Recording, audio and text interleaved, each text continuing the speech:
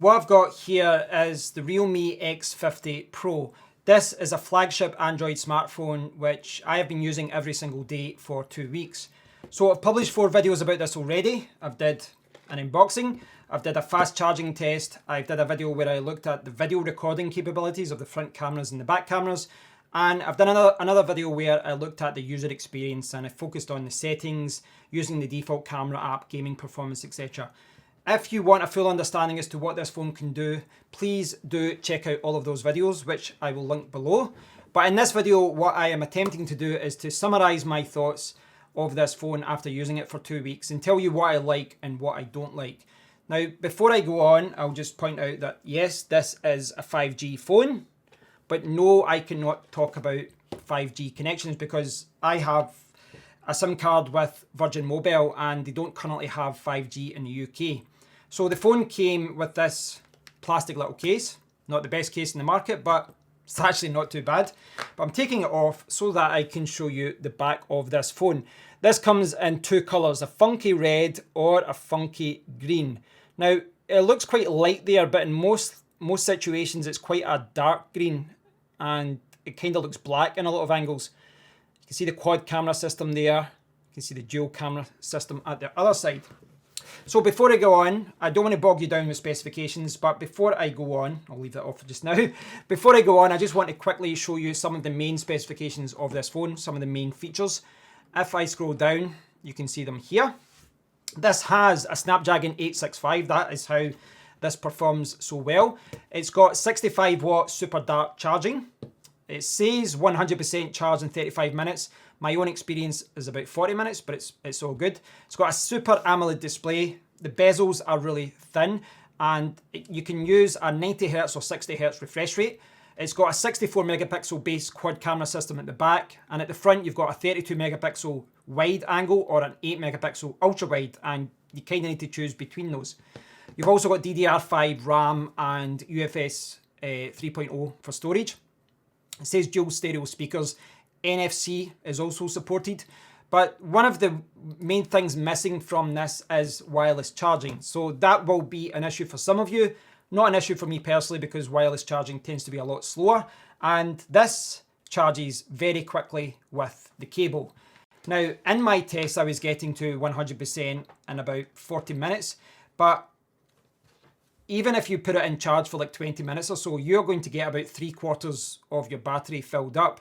And that's what I've been doing. You know, it transforms the way that you use the phone because you don't have to leave it charging overnight. You jump in the shower, you get changed, and then you've got enough charge for most of the day. So the charging capabilities of this phone is just unbelievable. 65 watts.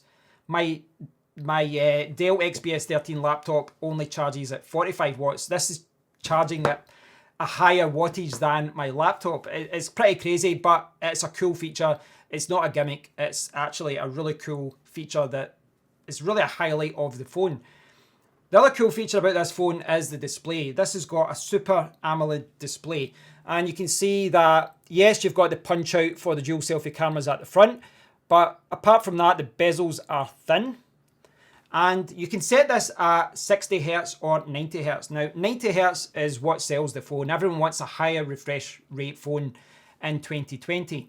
And 90Hz, it does look great. It's a little bit more fluid, it's a little bit more responsive, it just makes everything look a little bit better, and it's quick to respond, etc. It's really good, but I have found myself using 60Hz more. And the reason is that I've been using the power saver mode to conserve battery because I believe battery is important. I've been using it with 60Hz with the battery saver mode on, which it automatically applies to 60Hz when you select that. But there is an auto select option that will switch to 90Hz when it's required, and it will use 60Hz on other occasions. And that's what I think most of you might want to gravitate towards, where you get 60Hz perhaps when you're browsing the web, but then when you're gaming, it will switch to 90Hz. If you want to use 90Hz for the display, you will sacrifice a little bit of battery life. But for some of you, that is a price worth paying because you can charge it quickly and the experience that you'll get will be better. And it's always going to be that battle, when you've got an option of switching a feature on or off, you have to weigh up whether you want to pay the price of losing a little bit more battery to get that feature. But without doubt, The Super AMOLED display looks gorgeous. All the colors pop. It just looks amazing. And the 90 Hz, well, the display is not a gimmick. It does help the phone, and it does really make it more responsive when you're browsing everything. It's just great. So one of the other videos I did after the charging test was a video camera test. Now, I didn't publish photos in that video. The reason is I'm not a big photo taker. If I'm not on holiday, if I'm just at home, I'm only really using a phone to take silly pictures for social media or for friends. But this phone can take great photos, there's no doubt about it. And I've taken some photos outside. I was really impressed with the colours, just the overall quality of everything. I don't profess to be an expert when it comes to reviewing the camera capabilities of a phone, but I was impressed. In particular, low light was very, very impressive. The pictures that I got with this in low light were astounding from the back camera. As far as video recording goes, the back camera is amazing. The whole camera system at the back is just fantastic. The quality of footage is amazing. I didn't show you 4K clips the other day, but when I recorded a few clips in 4K, yeah, the quality was really good. Stabilization is really good in the back camera. Slight amount of warping, kind of wobbly effect, but not too bad. There are occasions when you're panning the phone, when you're taking a video, where there's a little bit of autofocus issues, where it's maybe in and out of focus. But I'm really nitpicking there. The back camera system is amazing. Just fantastic. This whole camera setup at the back, it's got 64, 12, 8 and 2, I think, megapixel sensors, and the whole camera system is great. At the front, the dual selfie camera system is great, but it's just not as good as I thought it was going to be. So the dual selfie camera system, they kind of operate independently. It's not like they're helping each other's. So you have to choose between the 32 megapixel wide or the 8 megapixel ultra wide. Now, I thought the 8 megapixel ultra wide just included more things in the shot and it just looked better in most situations. But the sensor isn't as good as the 32 megapixel sensor. So it's one of those things. In low light, when it comes to video recording, the dual selfie cameras were really bad. And stabilization was an issue as well. I actually thought that when I applied stabilization when I was doing selfies and stuff like that, I thought that it just wasn't there. It was too much warping, too much wobbling around. It just wasn't great. There are some cool features with this phone though when it comes to the cameras. Like you can zoom up to 20 times. There's a macro mode. You've got a bokeh effect mode. You've got a night mode. There's a lot of cool options that you'll find in the camera app. But the camera app is also one of the limitations of this phone, and one of the things that I don't like about it. It's something I do hope they fix. But I covered this in another video, but the default camera app is very user-friendly, and it gives you access to all the main features of the front and the back cameras. But certainly from a video recording point of view, there are a few limitations. I found that it was cutting my recordings short by a few seconds. And one of the other things that really does drive me nuts is that when you're recording, after 15 seconds, it just fades the screen off and it turns the brightness down. So between 15 and 20 seconds, it starts fading down and then it's really, really dark. Now, at home, that's not an issue if I'm recording, but when I was outside, that was a pain. I could not see what I was recording because of how bright it was outside. So I don't know why they've got that feature, because that setting is not there when you use another camera app.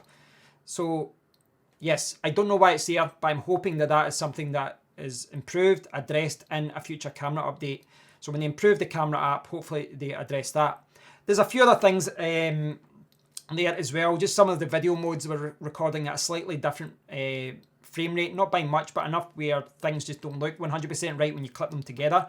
And also what I found annoying was when I was recording a video, it was still vibrating to tell me that I had a message. It wasn't making it silent. So the camera experience for me, the default camera app, which you don't have to use, of course, you can use any camera app you want, but the default camera app is very good, very user-friendly, but it's kind of rough around the edges at this moment. That it's not polished enough, and it's something that I hope that they improve. But that is probably one of the only negatives about the user experience. I think the skin that they've got here is light. It's not like a Samsung app where you've got all these apps and things like that you can't uninstall. All these apps that are using up CPU resources, using up your battery. It's not like that. It's not, it's not bloated.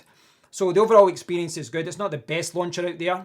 It's not as good as Nova launcher or something. There's, a few things when you're navigating apps, there's a few features it doesn't have. But for the most part, I was very, very impressed with the usability of the phone. And I do encourage you to check out that video where I looked at that. It really does highlight how quick this phone is. Browsing is so quick with this phone. You can jump between links and different pages on websites, and it's just fantastic. The experience is so quick. Honestly, I can't stress how quick it is when you're navigating the web with this. And video performance is good. Gaming performance is excellent because of that Snapdragon 865. I won't bore you with all the details with that because I have did a video where I've looked at benchmarks, but from a performance point of view, it's not only fast charging, it doesn't just have a fast screen, a fast refresh rate, it's got a fast browsing experience, great video experience. The speakers are really good for a smartphone. Not going to replace your Bluetooth speakers, but they're very, very good. You've got the speaker down at the bottom and another one up the top. And yeah, the overall experience of just using this phone is excellent. I really can't stress that enough. It's a fast phone. There's a lot to love about this phone. There really is.